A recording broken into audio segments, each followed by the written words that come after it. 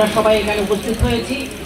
চকরিয়া উপজেলার সুযোগ্য এবং দক্ষ রাজনীতিবিদ সভাপতি জনাব এনামুল হক, ছাত্র থেকে যুবনেতা এবং বিএনপি নেতা হয়েছে আমাদের ভাই মুবারক, উপস্থিত সকল নেতৃবৃন্দ, কক্সবাজার থেকে আগত আমার সফরসঙ্গী ভাইয়েরা এবং উপস্থিত ভাই ও বোনেরা, সবাইকে অভিনন্দন এবং শুভেচ্ছা।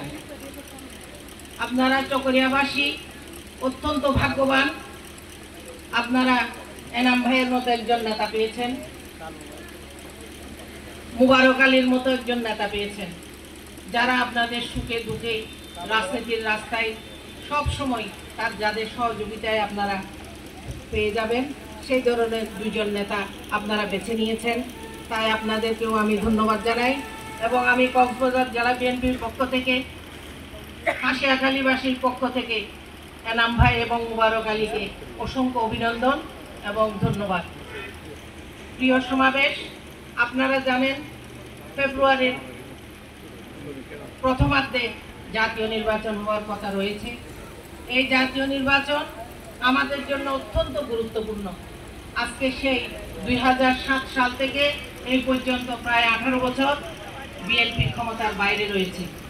এই 17-18 বছর চকরিয়া উপজেলার সব ভাইয়েরাই, বেশিরভাগ ভাইয়েরা আপনারা নির্যাতিত হয়েছেন, আপনাদের ঘরে আপনারা ঘুমাতে পারেন নাই, আপনাদের অনেককে জেলে যেতে হয়েছে, আপনারা মামলার আসামি হয়ে দিনের পর দিন কোর্টের বারান্দায় অবস্থান নিতে হয়েছে। আপনাদের এখান থেকে 6 জন ভাই মৃত্যুবরণ করে নিহত হয়েছে। আপনারাই সবচাইতে বেশি নির্যাতিত চকরিয়াবাসী। তাই আমাদের সবাইকে সংগঠিত হতে হবে। আপনারা মনে করবেন না এবারের নির্বাচন এত সহজ হবে। এই নির্বাচন আমাদের জন্য অত্যন্ত একটা বড় পরীক্ষা। এটা আমাদের জন্য একটা অত্যন্ত সবার এক হয়ে কাজ করার মতো একটা পরীক্ষা আমাদের সামনে রয়েছে। আমরা সবাই অত্যন্ত গর্বিত, আমরা কক্সবাজারবাসী অত্যন্ত গর্বিত, আমরা জনাব সালাউদ্দিন আহমেদের মতো একটা নেতা পেয়েছি। উনি একজন সুযোগ্য ব্যক্তি, ওনার পরিশ্রম এবং ওনার সেই আল্লাহ প্রদত্ত মেধা দিয়ে উনি আমাদের দলকে একাই এগিয়ে নিয়ে যাচ্ছেন। আপনারা টিভি খুললেই দেখবেন ওনার সেই মেধাবী কথাবার্তা, ওনার সেই দেশ গঠনের, দল গঠনের, নির্বাচনের জন্য সংস্কারের যে আলোচনা উনি করে যাচ্ছেন, প্রতিটা আলোচনা অত্যন্ত গ্রহণযোগ্য এবং অত্যন্ত সুপরিকল্পিত। তাই আমরা সবাই ওনাকে নিয়ে গর্বিত। যারা অন্য দল করে তারাও আজকে সালাউদ্দিন ভাইয়ের প্রশংসা করে। তারা বলে আমরা বিএনপি না করলেও আমরাও ওনার বক্তব্য আমরা শুনি, আমাদের অত্যন্ত ভালো লাগে।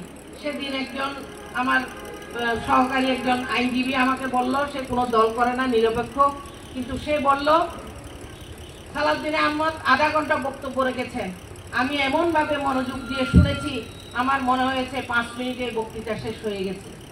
এগুলো শুনলে আমাদের মন গর্বে ভরে যায়। এ ধরনের একটা মেধাবী মানুষ, একজন সুযোগ্য পুরুষ আমাদের দলে, আমাদের কক্সবাজারের একজন নেতা, আমাদের কক্সবাজারের একজন ব্যক্তি, কক্সবাজারের একজন সুপুরুষ, যিনি আজকে তার মেধা দিয়ে পুরা বিশ্বে সবাই ওনাকে চিনে। তাই আমাদের সবাইকে একত্রীভূত হতে হবে। আমাদের দলাদলীয় সমস্ত কিছু ভুলে গিয়ে আমরা সবাই আসুন ধানের শীষের জন্য কাজ করি।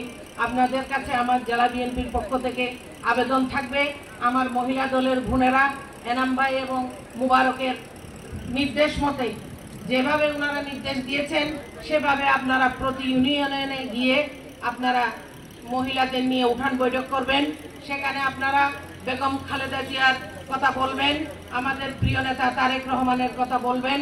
তারেক রহমান যে 31 দফা যে প্রণয়ন করেছেন, সেখানে মহিলাদের জন্য একটা সুন্দর দফা রয়েছে। সেটা হচ্ছে বিএনপি ক্ষমতায় গেলে প্রতি ঘরের যে মহিলা সদস্য, যিনি জ্যেষ্ঠ মানে বড় মহিলা সদস্য যিনি থাকবেন, মুরব্বী থাকবেন, তার নামেই একটা কার্ড দেওয়া হবে। সেই কার্ড দিয়ে উনি বিনামূল্যে ঘরের সব কিছু ওনাকে দেওয়া হবে। এটা আপনারা আমাদের মহিলা বোনদেরকে 31 দফার মধ্যে এটা একটা দফা, এই দফা আপনারা আমাদের মহিলা বোনদের বুঝাবেন। পুরুষদেরকেও ভাইদেরকেও আমি বলতে চাই, আপনারা দোকানে বসেন, মার্কেটে বসেন, অফিসে বসেন, সেখানে আপনারা ধানের শীষের কথা বলবেন। সবাই শুধু আমাদের নেতা সালাউদ্দিন আহমদ কি উন্নয়ন করেছেন, তিনি যখন ক্ষমতায় ছিলেন তিনি কিভাবে চকরিয়া পেকুয়ায় উন্নয়ন করেছেন এবং আমাদের কক্সবাজার জেলায় উন্নয়ন করেছেন। কক্সবাজার জেলায় তিনি 1 টাকা মূল্যে প্রেস ক্লাবের জায়গা দিয়েছেন এবং 101 টাকা মূল্যে পৌরসভার জায়গা দিয়েছেন এবং 100 টাকা মূল্যে তিনি আমাদের কক্সবাজার সিটি কলেজ যে জায়গা সেটা দান করেছেন। আগে যে কোনো হোটেল মোটেল জোন ছিল না, তার সেই যে সুন্দর একটা ধারণা, তার দর্শন, সেই দর্শন থেকে তিনি সেই হোটেল মোটেল জোন উনি সৃষ্টি করেছেন। সেখানে উনি বিভিন্ন ব্যবসায়ীদেরকে এনে তাদেরকে সেই হোটেল করার জন্য কক্সবাজারে যাতে পর্যটক বেড়ে যায়, পর্যটকরা আসলে যাতে সুন্দরভাবে থাকতে পারে, সেই পর্যটকদের জন্য যে হোটেল মোটেল জোন করেছেন সেটাও আমাদের সালাউদ্দিন আহমেদ করেছেন। এই যে মেরিন ড্রাইভ রুট হয়েছে সেটাও তিনি সূচনা করেছেন, কিন্তু উনি সেই বেশি টাকা পান নাই বলে সেটা উনি শেষ করতে পারেন নাই। এই যে উনার উন্নয়ন, আপনাদের পেকুয়াকে উনি সোনার একটা ঢাকা শহরের গুলশান বানিয়ে দিয়েছেন। চকরিয়ায় আনাচে কানাচে উনি উন্নয়ন করেছেন। উনাকে ভোট দিতে যাওয়ার জন্য কারো কাদা পায়ে ফেলে যেতে হয় না, সবাই গাড়ি নিয়ে পাকা রাস্তা দিয়ে উনাকে ভোট দিতে